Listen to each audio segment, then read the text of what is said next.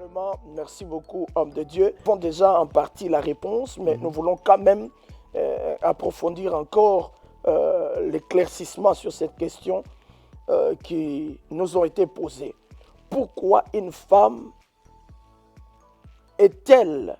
Non, pourquoi la femme a-t-elle été privée le droit de parler dans l'ensemble? Pourquoi la femme a-t-elle été privée du droit de parler dans l'ensemble? Je crois qu'on a, comme tu as dit, Paul Voilà. a dit, on a lu ça tout à l'heure. Est-ce de vous que l'homme n'a pas été tiré de la femme, c'est plus la femme qui a été tirée de l'homme. Et je crois qu'on a plus ou moins répondu à ça.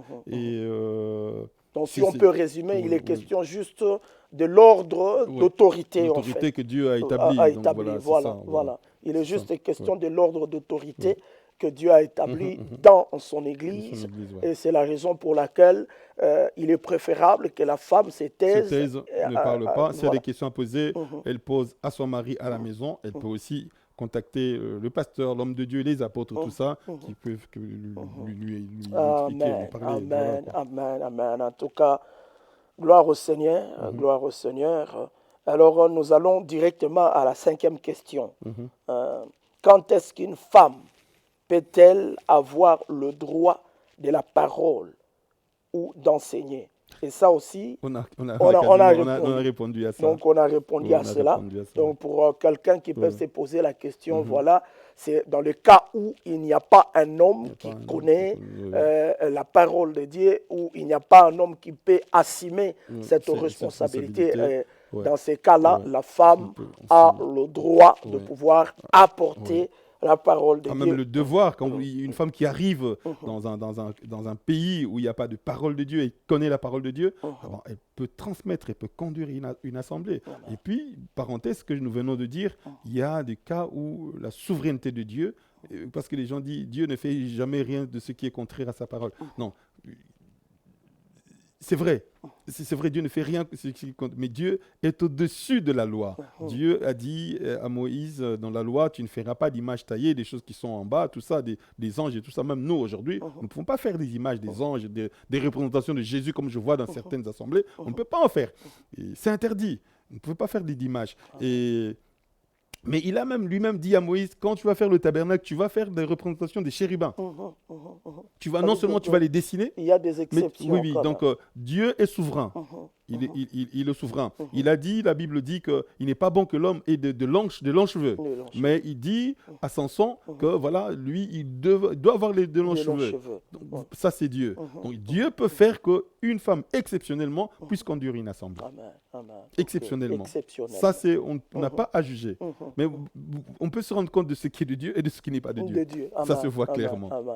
Ça ne doit pas être une monnaie courante comme on voit.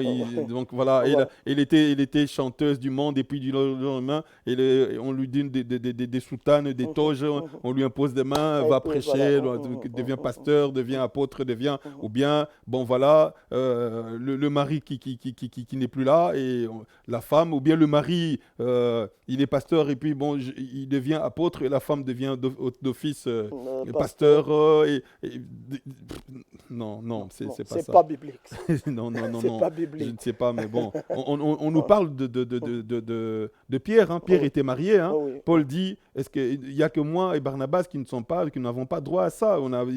Céphas a pu prendre une sœur. Est-ce que nous, on n'est pas, voilà, on n'a pas cité le nom de cette sœur. Hein. On parle de la belle-mère de Pierre, on ne cite pas son nom, on ne cite pas le nom de sa femme, mais nous savons que Pierre avait sa femme. Donc, voilà, c'est... Et sa femme n'a pas été apôtresse, n'a pas été évêquesse, non, pas du tout. Ça n'a pas été mentionné. Non, pas du tout. Voilà. Mais j'allais revenir sur quelque chose qui m'est revenu maintenant, pendant qu'au début de l'émission, nous avons parlé d'une femme qui reçoit finalement l'autorisation de son mari pour devenir pasteur. Qui a demandé l'autorisation de son mari. Voilà. Est-ce que c'est ce genre de choses? Parce qu'une femme qui va suivre cette émission va se dire, ah, mais ça c'est un bel exemple. Donc, ça veut dire que On n'a pas été d'accord. Hein. J'ai vraiment dit, cette femme-là, elle est connue. Hein. Elle ne me connaît pas. Moi, je la connais parce qu'elle chantait. Elle chante encore aujourd'hui. Elle est chanteuse, elle est pastoresse. Voilà. Donc, voilà. Bon, dans cette émission-là, on lui a demandé, parce que la femme doit être soumise à son mari, il dit, j'ai demandé la permission à mon mari. Chérie, est-ce que tu ne m'as pas permis de devenir pasteur? Oui, j'ai permis. Donc, voilà, si c'est l'homme qui doit passer, non, Dieu n'est pas comme ça. Quand Dieu appelle quelqu'un, c'est toi et Dieu. Tu n'as pas à demander la permission à qui que ce soit d'autre, ni au papa, ni à maman, ni à qui que ce soit, ni à la femme. Parce que quelqu'un peut-être qui va regarder, il va se dire, moi je suis une femme, et parce que parce qu'aujourd'hui on voit, il y a beaucoup de personnes, beaucoup de serviteurs de Dieu qui consacrent de plus en plus de femmes femmes au ministère, on va dire. Et puis, une femme qui est sollicitée au ministère, qui va dire, ah oui, mais j'avais suivi l'émission, je vais d'abord aller poser la question à mon mari s'il me donne l'autorisation. Est-ce que tu as bien fait, mais c'est pour dire que j'ai pris ce cas-là pour dire que, bon voilà, l'autorisation, ça veut dire que d'elle-même, elle ne peut pas y aller, donc elle doit demander l'autorisation de son mari. Or, pourtant, c'est n'est écrit nulle part dans la Bible. Nulle part dans la Bible. Donc, elle a dit, bon, mon mari est d'accord, moi j'ai été appelé, mais je dois demander l'autorisation de mon mari. Sinon, le mari avait dit non, donc elle ne serait pas partie. Alors, ça ne va pas. C'est pas normal, parce que, bon, on voit dans la Bible, quand Dieu dit, mettez-moi à part. Paul et Barnabas. Donc, ils n'ont pas été demandés à quelqu'un pour dire que non, est-ce que vous êtes d'accord ou pas. Pas du tout. Donc, je crois que vraiment, que Dieu soit loué pour cet éclaircissement. Quand Dieu appelle l'homme, la femme est obligée de suivre. Parce que l'homme qui est le chef de la femme est appelée à suivre. Donc, voilà. Et si la femme ne suit pas, l'homme va travailler, elle ne pêche pas. L'homme va continuer. Un homme peut dire à sa femme, tu ne vas pas dans l'église. Hein. Aujourd'hui, tu ne pars pas à l'église.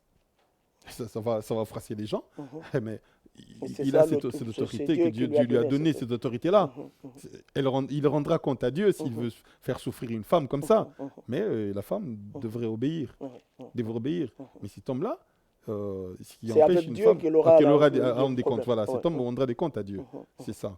Voilà. Ah, gloire à Dieu. Gloire au Seigneur. En tout cas, vraiment, que Dieu soit loué pour cela. Alors, nous passons à notre 5e question, qui est dans l'Église, une femme a-t-elle le droit d'être dans le 5 ministère? Si c'est oui,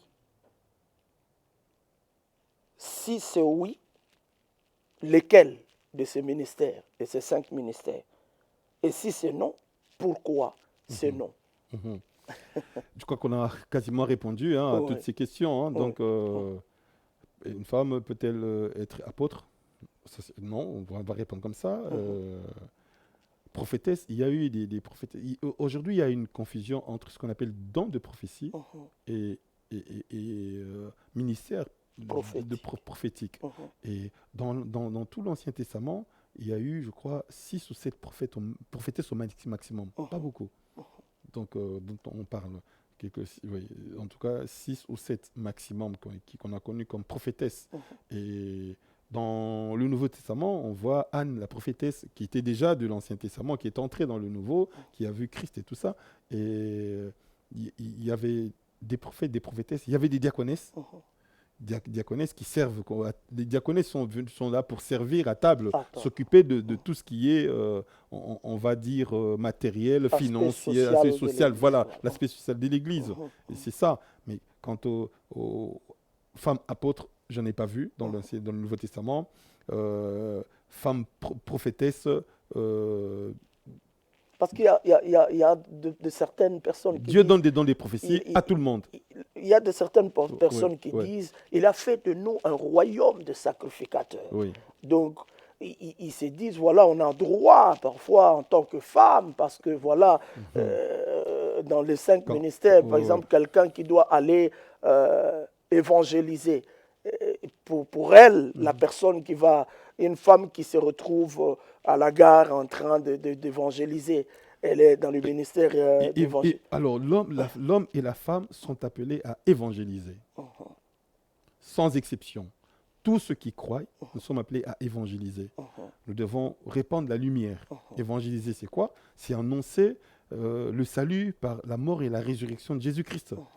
Le salut que nous avons été par le péché dans la mort spirituelle et si que nous restons dans cette vie-là sans Christ, nous sommes conduits, nous allons en enfer. Mais si tu acceptes la mort, la résurrection de Jésus, tu prends Jésus, tu acceptes Jésus comme Sauveur et Seigneur, là tu as la vie éternelle. Ça, on doit annoncer l'évangile, la bonne nouvelle que quelqu'un a payé pour nous.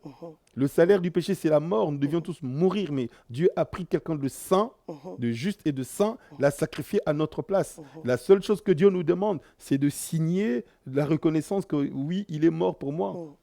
Si je signe cette reconnaissance, je reconnais que voilà, tu es mort pour mes péchés, pardonne-moi mes péchés, mon passé, je t'accepte aujourd'hui, j'accepte ton sacrifice pour moi. C'est ma reconnaissance qu'il a payé pour tout ce que j'ai fait.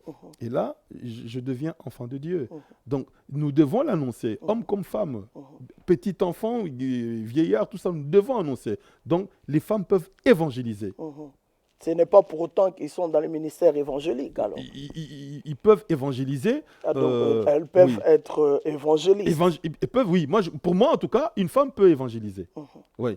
Elle peut organiser des campagnes évangéliques. Mais si ça arrive que Dieu donne cette grâce-là à une femme de gagner beaucoup de gens en évangélisant, pourquoi pas? Quelqu'un qui sort, je dis, bon, je vais au marché des abattoirs, je suis en train d'évangéliser, il y a un attroupement qui s'est fait, qu'est-ce que tu veux dire? Je commence à parler de Jésus. Je peux le faire. Une femme peut le faire.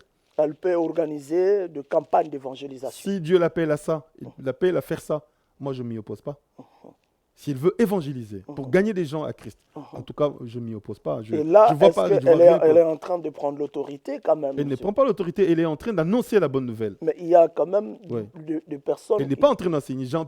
J'interdis à la femme d'enseigner. Mais ce n'est pas écrit, j'interdis à la femme d'annoncer la bonne nouvelle. J'interdis à la femme d'enseigner. Un évangéliste n'a pas l'autorité. La liberté, tu acceptes ou tu n'acceptes pas. Personne ne s'impose pas en disant « accepte Jésus de force ». Non. Moi, je vous donne la bonne nouvelle. Et si vous voulez accepter le Seigneur, répétez, priez après moi. Jésus, je vous accepte, je donne ma vie à Jésus. Faites ça. Elle ne prend autorité sur personne. Les gens sont libres qui écoutent. En tout cas, moi, je vois dans la rue des femmes qui évangélisent. Ce que beaucoup d'hommes ne font pas. Oui, ça, c'est des... Elles sont fortes. Non, c'est pas, pour moi, ça n'est pas interdit. Mais bon, voilà. Je voulais vraiment qu'on apporte une lumière sur ça parce qu'il y a de certaines personnes qui font justement la confusion entre l'évangélisation et l'enseignement. Et c'est la raison pour laquelle aujourd'hui nous avons des femmes pasteurs, de femmes apôtresses, nous avons des femmes bishops, tout ça. Voilà, et je crois que... En tout cas, pour moi, une femme, je ne vois aucun texte qui interdit à la femme d'évangéliser. D'évangéliser. Aujourd'hui, il y a des gens qui sont dans l'extrême. Non, on ne peut même pas parler de Dieu, tout ça. Non, une femme, on ne peut pas laisser les gens mourir.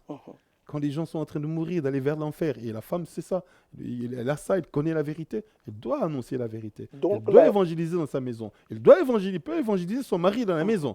Dire, voilà, comment le mari, la Bible dit, nous parle de ça d'ailleurs, que le mari peut être gagné par vos bonnes œuvres, non seulement par vos paroles. Donc, si on peut retourner un peu en arrière, dans les 5 ministères, la femme se retrouve dans le ministère évangélique. La femme peut évangéliser.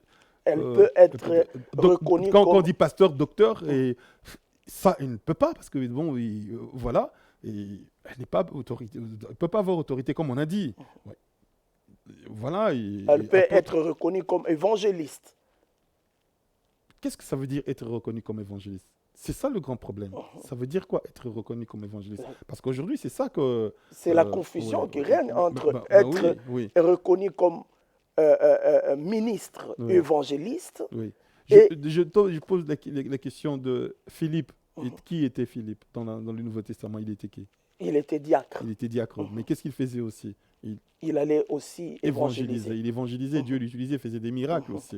Donc Dieu peut utiliser qui il veut, mais on l'appelle pas, on l'appelle pas évangéliste. Philippe, il était diacre. Il était déjà diacre. Donc voilà. on peut rester en étant sans être reconnu comme on n'a pas besoin d'avoir un titre, quoi. Donc on n'a pas besoin d'un titre pour travailler pour Dieu. Parce qu'aujourd'hui, l'homme de Dieu, moi je crois que c'est ça le problème aussi, parce qu'on croit que servir Dieu, il faut absolument avoir un titre pour pouvoir se reconnaître comme serviteur de Dieu. Bon, on va aller plus loin. Il y a des choses comme ça. Par exemple, Paul a dit il ne faut pas revenir à la loi, tout ça. Mais pour ne pas être une occasion de chute aux Juifs, il a fait le vœu de Naziréa. Il s'est enfermé pendant un certain temps, a laissé pousser sa barbe, tout ça, pour leur montrer que je ne suis pas contre vous, je suis avec vous.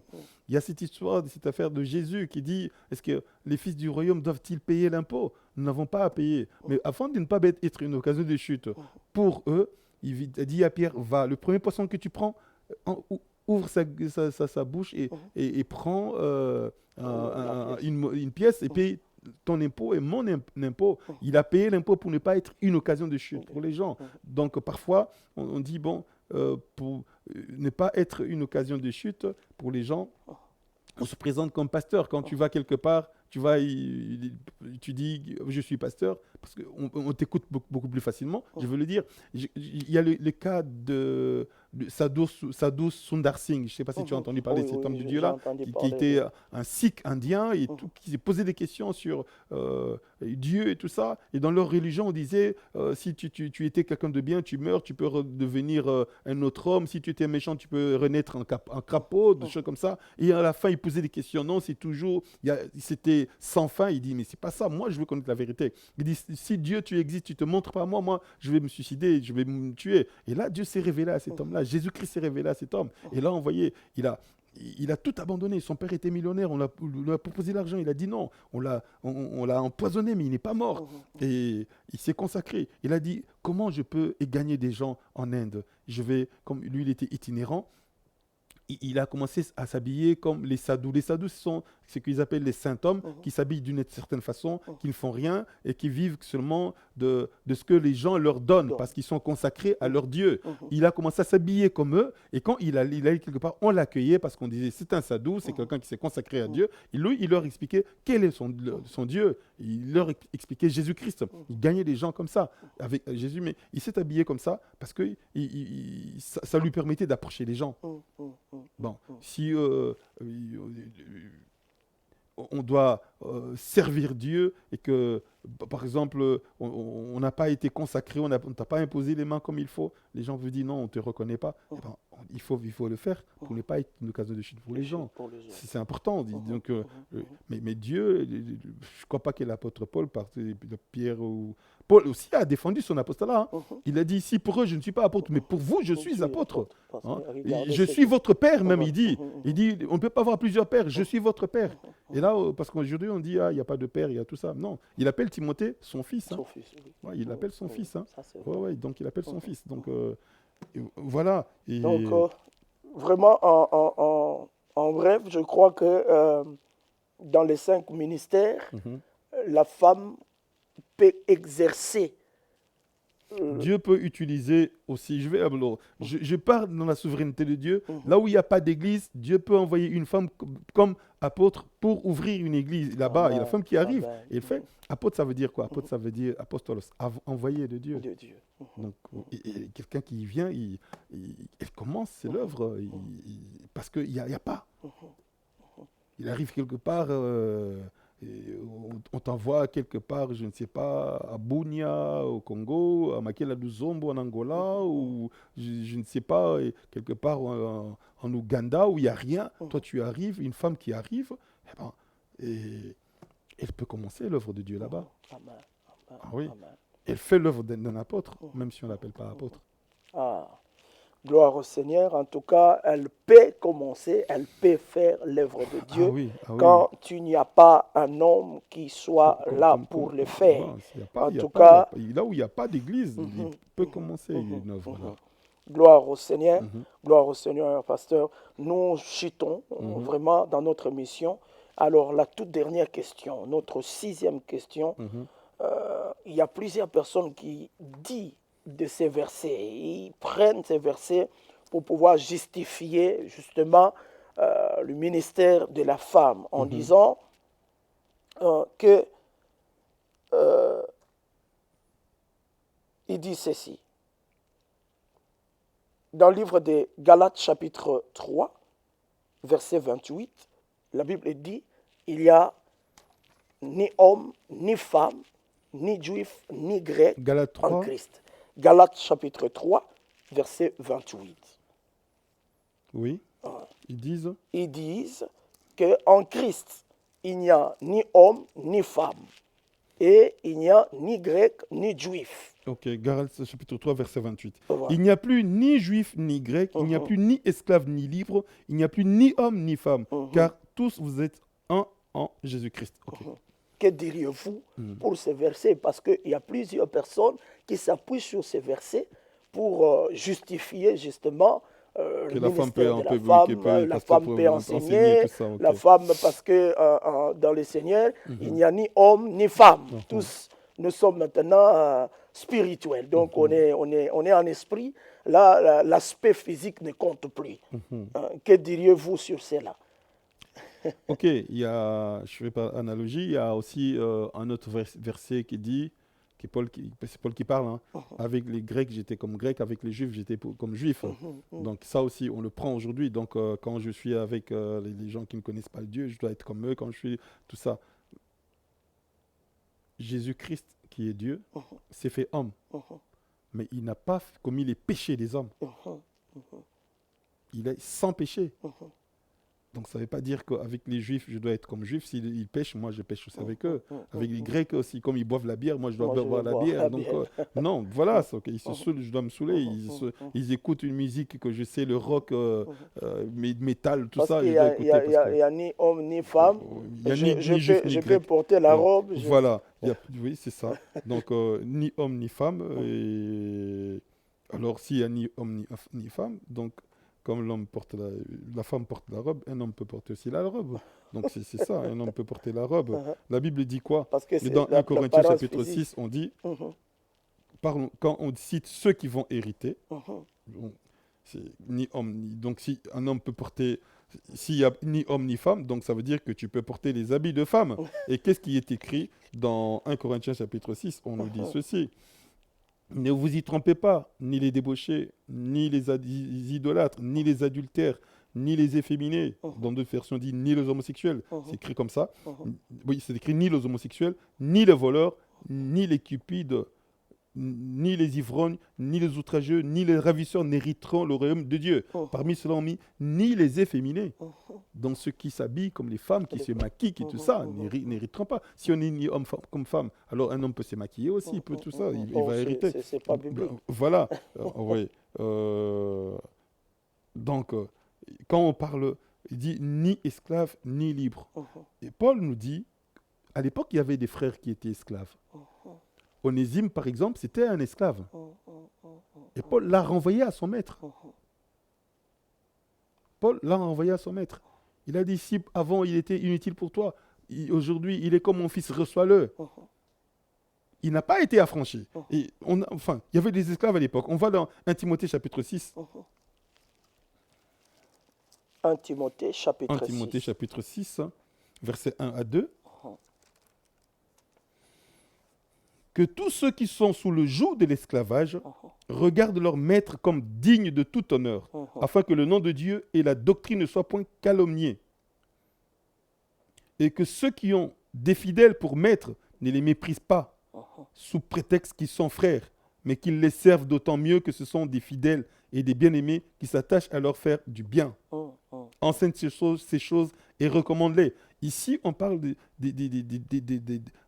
des frères en Christ qui sont encore esclaves, ils ont reçu Christ, ils sont devenus des enfants de Dieu, des chrétiens, mais ils sont esclaves. On leur dit, esclaves à l'époque, ce n'était pas esclaves du péché ou quoi, c'était des esclaves achetés. Oui, parce que ça existait, auprès de leur maître. Donc leur maître. D'ailleurs, quand nous disons Jésus-Christ, nous l'appelons notre maître, il y a deux significations. On l'appelle maître, quand les scribes l'appelaient maître, c'est parce qu'ils voyaient en lui un enseignant. Un maître, comme c'est un docteur qui avait des apôtres, des disciples. Et on parle des disciples. Disciple, ça veut dire élève. Disciples, élève. Et lui, il était maître. Il les enseignait. C'est comme ça, les pharisiens, quand ils approchaient Jésus, ils l'appelaient maître. Mais quand Paul, par exemple, moi, nous parlons de Christ comme notre maître, ça veut dire qu'il est notre propriétaire, nous sommes ses esclaves. Dans la Bible, il y a Paul qui dit, on a traduit par sa serviteur, mais c'est esclave, hein, quand il dit, moi, Paul, serviteur de Jésus, mais c'est écrit, il y a deux mots qui sont utilisés, il y a diakonos et il y a doulos qui veut dire esclave. Et moi, parfois, je vais dans la Bible grecque, on écrit doulos. Moi, Paul, doulos de Jésus-Christ. Donc, esclave de Jésus. Ça veut dire qu'il est notre maître. Donc il est notre maître parce qu'il nous enseigne, il est notre maître parce que nous lui appartenons. Donc ici, il s'adresse aux frères et sœurs chrétiens qui sont encore esclaves. Respectez vos maîtres. Qu'ils soient des maîtres qui ne connaissent pas le Seigneur, respectez-les. Tout ça pour ne pas être une occasion de chute, afin que la doctrine ne soit calomniée. Et puis il s'adresse maintenant aux fidèles, à ceux qui ont des fidèles pour maîtres. Donc le maître s'est converti, les esclaves aussi. Il dit, respectez-le, ne dites pas parce qu'ils sont maintenant chrétiens. Non, restez là-bas. Si vous pouvez vous libérer en vous rachetant, rachetez-vous. Donc Onésime, par exemple, avait fui son maître qui était chrétien. Et Paul le recommande, il dit, il parle à Philippe, il s'appelle Philippe, hein, il dit, reprends-le, donc pense à tout ce que moi j'ai fait pour toi. Alors vraiment, ne le tue pas. Considère-le comme... Oui, voilà. Il a dit ça, donc, parce que Onésime, c'était un esclave qui s'était enfoui. Donc, et voilà, parce qu'un esclave qui s'enfuyait, quand on l'arrêtait, soit on le tuait, soit on avait mis un sceau qu'il est resté esclave à vie. Donc, alors, il n'y a plus ni libre ni esclave, mais ici, il s'adresse à des frères qui sont esclaves. Donc, voilà. Donc, quand on parle de ça, ça veut dire tout simplement que dans le Seigneur, quand nous sommes dans le Seigneur, nous ne regardons plus à la classe sociale des gens. Nous ne regardons pas quelle classe sociale. Nous sommes tous égaux devant le Seigneur. On se regarde comme des frères, comme des sœurs. Donc, il n'y a pas un supérieur à l'autre. Il y en a qui disent non. Nous sommes vraiment au même pied d'égalité. Nous tous, nous sommes sauvés par la grâce de Dieu. C'est dans ce sens-là, tout simplement. Mais la femme reste la femme dans la maison. Donc, l'homme qui a écrit ça, il continue, il dit que la femme soit soumise à son mari. Donc, sinon, ce serait le contraire. Il dit qu'il y a une femme, il y a un homme, donc on doit respecter. Donc, c'est dans la société, on ne doit pas mépriser les autres, tout ça. Donc, c'est dans ce sens-là qu'il parle. Donc, ça ne doit pas être un prétexte pour pouvoir appuyer une parole que les Écritures ne nous disent pas. Voilà, vraiment, c'est en tout cas, merci beaucoup, pasteur, pour cette lumière des Écritures. Nous en avons besoin. Amen. Et nous bénissons le Seigneur pour cette émission qui va édifier plusieurs par rapport à la connaissance, à ce qui est vraiment, on va dire, le rôle ou la place de la femme par rapport au ministère dans l'Église. En tout cas, merci beaucoup. Vraiment, homme de Dieu, je ne sais pas si vous avez quelque chose d'autre à ajouter pour enfin qu'on puisse clôturer notre émission d'aujourd'hui. Tout ce que je peux ajouter, c'est abonnez-vous sur notre chaîne, abonnez-vous massivement. Et puis, il y a la cloche là à côté. Et comme ça, vous êtes au courant. Dès qu'il y a une nouvelle émission, vous êtes avertis. Et puis, partagez la parole de Dieu. Partagez autour de vous. Abonnez-vous. Nous ne faisons pas pour l'argent. Nous faisons ça vraiment parce que nous voulons que la parole de Dieu soit répandue. Alors, abonnez-vous massivement. Partagez autour de vous. Et que Dieu vous bénisse. Amen, amen, amen. En tout cas, vraiment, vous avez tous nos encouragements pour pouvoir s'abonner et partager davantage. Amen. Et vous serez édifiés aussi davantage et vous allez aussi édifier d'autres personnes au travers de votre partage. Amen. Merci beaucoup. Vraiment, l'homme de Dieu, c'était vraiment un réel plaisir Amen. C'est de pouvoir vraiment partager connaissance et de pouvoir éclairer encore plusieurs au travers de ces thèmes. Je crois que nous allons continuer pour ceux qui nous suivent, rester connectés, rester branchés. Très bientôt, nous aurons encore un autre thème avec lequel nous allons encore aborder, toujours dans l'objectif de faire grandir les enfants de Dieu dans sa parole. En tout cas, merci beaucoup, homme de Dieu. On se dit à très bientôt. Merci, Pasteur Freddy. À très bientôt. Allez, au revoir, à bientôt. Au revoir. Bye bye.